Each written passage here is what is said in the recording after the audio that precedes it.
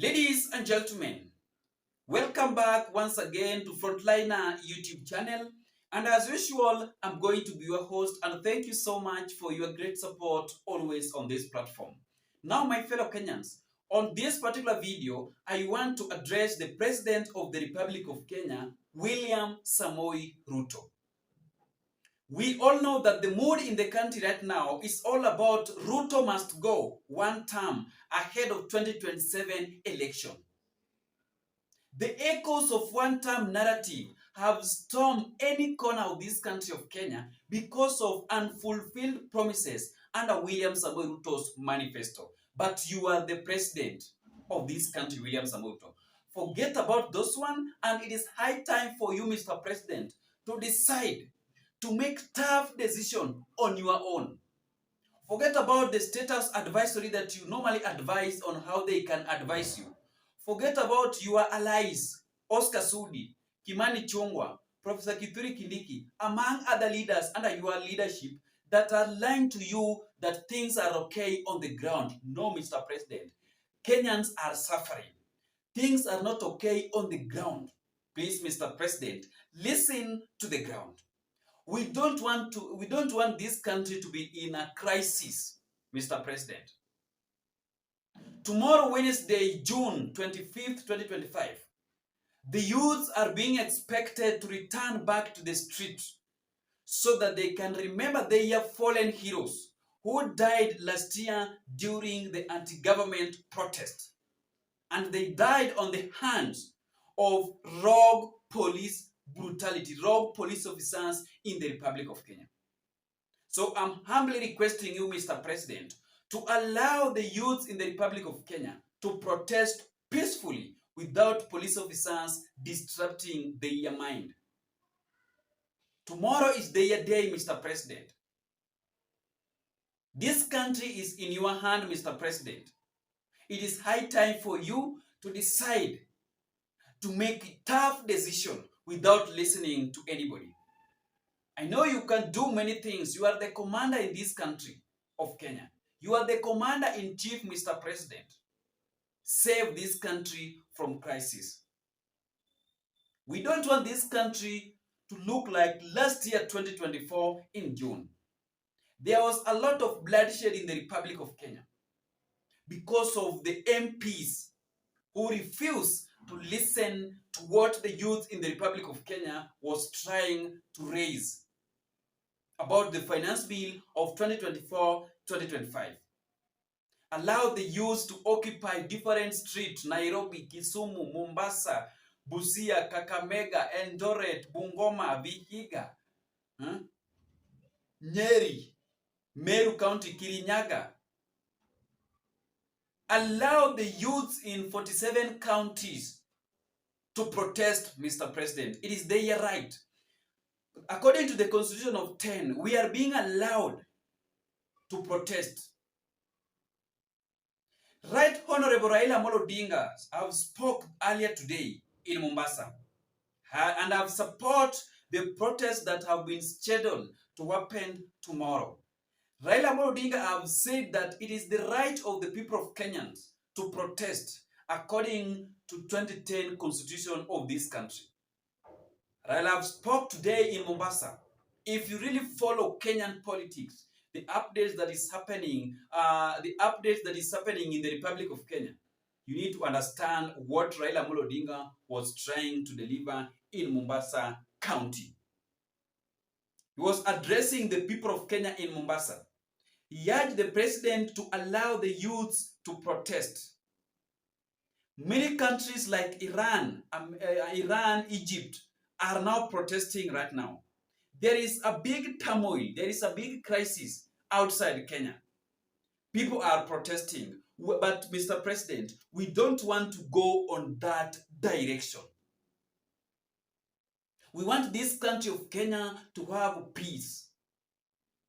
We don't want a country where the youths or the citizens in the Republic of Kenya need to go to the street to protest so that their demands can be heard by the government of the day. We don't want to go on that direction.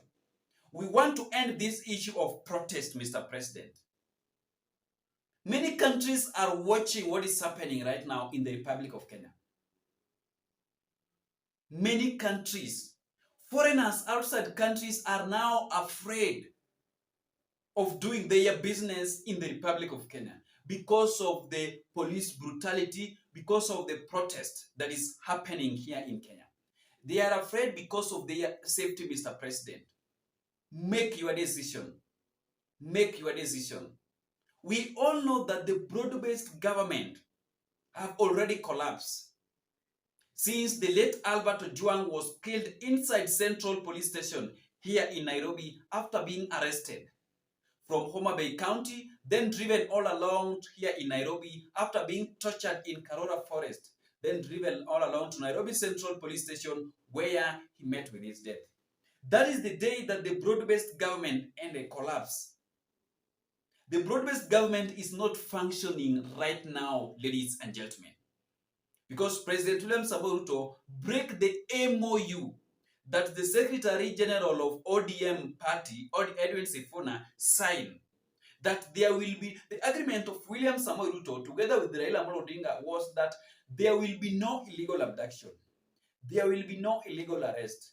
There will be no too much extrajudicial killings in the Republic of Kenya. William Samoto ended up asking for the apology during the prayers in the Republic of Kenya 1 month ago. Then later on, what happened? Albert Ojwang was murdered. After Albert Ojwang, there is somebody that is now fighting on his life in ICU because of police brutality.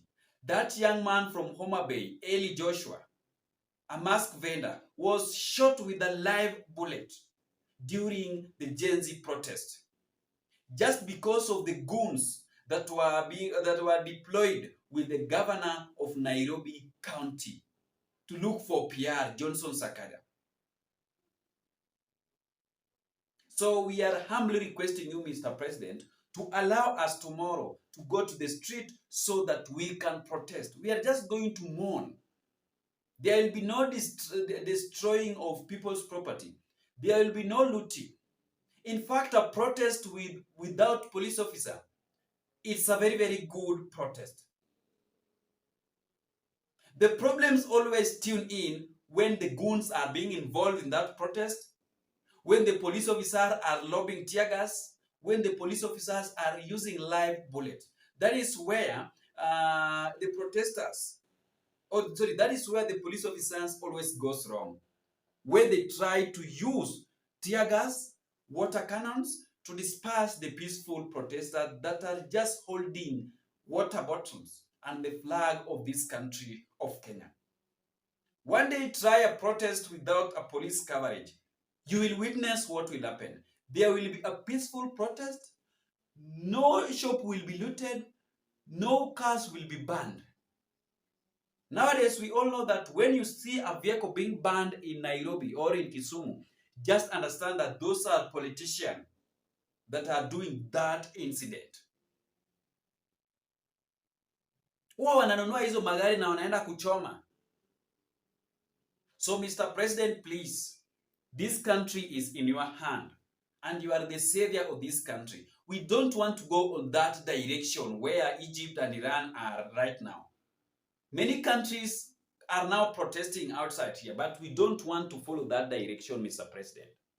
Allow the people of Kenyans. We all know that nothing is impossible in politics.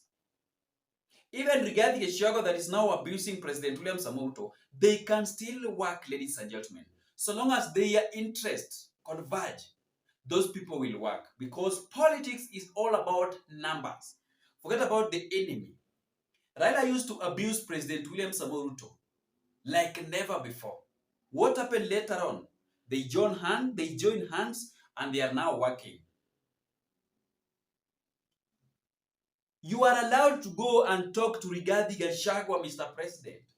You need to hold a crisis meeting at State House to discuss this matter. I understand very well that you are shocked after Raila Amolo Odinga was encouraging the youth to go to the street, while some of your allies were threatening their lives, that they should not go to protest tomorrow. There is nothing that is impossible in politics. So long as their interests converge, those people will work. Thank you so much, and let us meet in the next video that is going to be uploaded shortly within